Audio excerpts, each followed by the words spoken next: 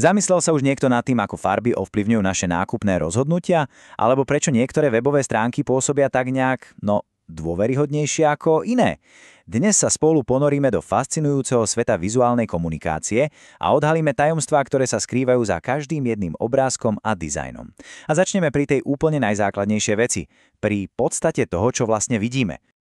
No znie to možno trošku ako zo sci-fi filmu, ale farba, ako ju poznáme, v skutočnosti mimo našej hlavy neexistuje.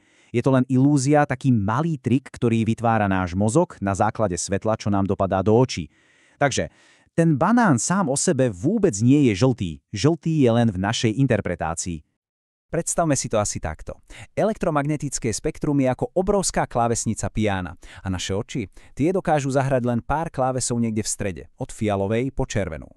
Všetky tie ostatné tóny, napríklad ultrafialové žiarenie, ktoré nás opaľuje, alebo to infračervené, ktoré cítime ako teplo, sú pre nás jednoducho neviditeľné a nepočuteľné. Takže, keď vidíme, povedzme, červené auto, v skutočnosti vidíme iba tú časť svetla, ktorú to auto, tak povediac, nechcelo. Všetky ostatné farby jednoducho pohltilo. Bielý predmet, ten je ako zrkadlo, odrazí takmer všetko. Za to černý je ako šponžia. Nasaje skoro všetko svetlo, ktoré naň dopadne a presne preto je nám v lete v čiernom tričku oveľa teplejšie.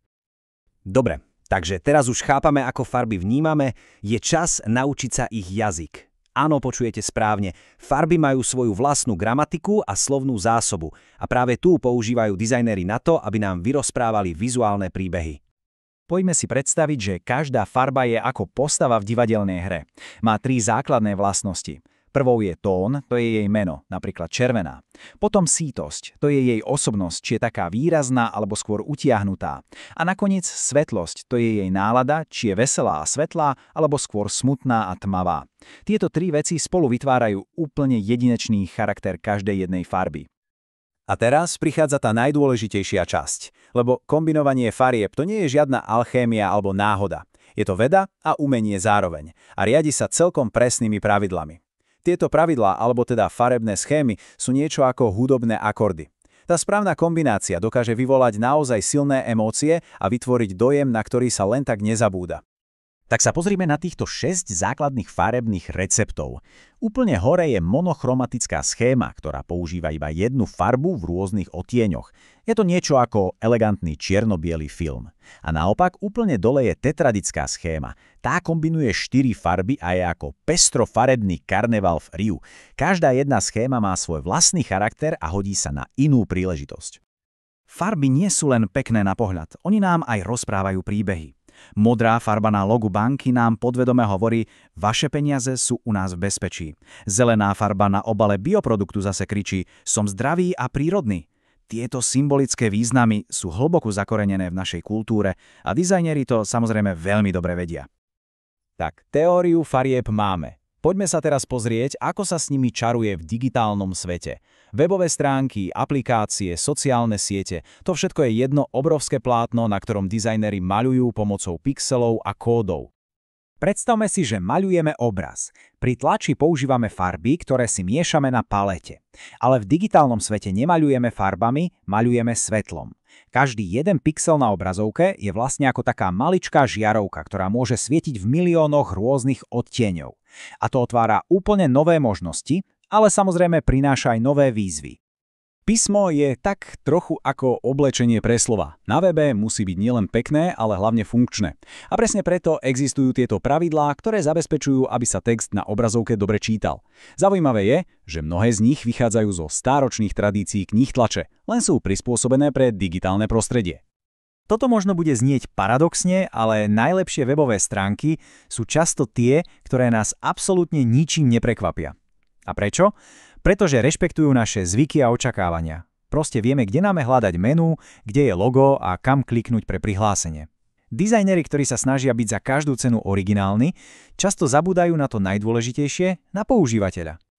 Dobre, tak z virtuálneho sveta pixlov sa teraz vráťme naspäť do toho skutočného, do sveta papiera a atramentu. Ako sa vlastne taký digitálny návrš premení na knihu, plagát alebo vizitku? Poďme sa pozrieť do zákulisia poligrafie.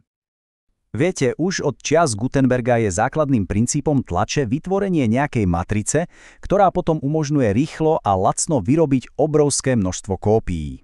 A je jedno, či je to drevená doska, kovová platňa alebo digitálny súbor, ten princíp zostáva stále rovnaký. Talač je vlastne tak trochu ako varenie. Na každý recept potrebujeme iné ingrediencie a iný postup. Na tlač luxusného časopisu sa použije offset, to je ako michelinská reštaurácia. Pomalé, drahé, ale s dokonalým výsledkom. A na potlač tričiek na festival, tam úplne stačí sieťotlač. To je ako rýchle a chutné jedlo z footraku.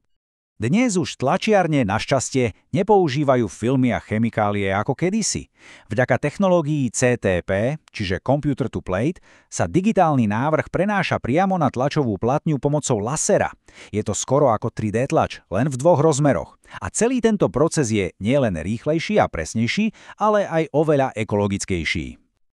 Tak, videli sme, že dizajn pre obrazovku a pre tlač má svoje špecifiká. Existujú však aj univerzálne pravidlá, ktoré platia všade, bez ohľadu na to, či sa tvorí webová stránka, kniha alebo billboard.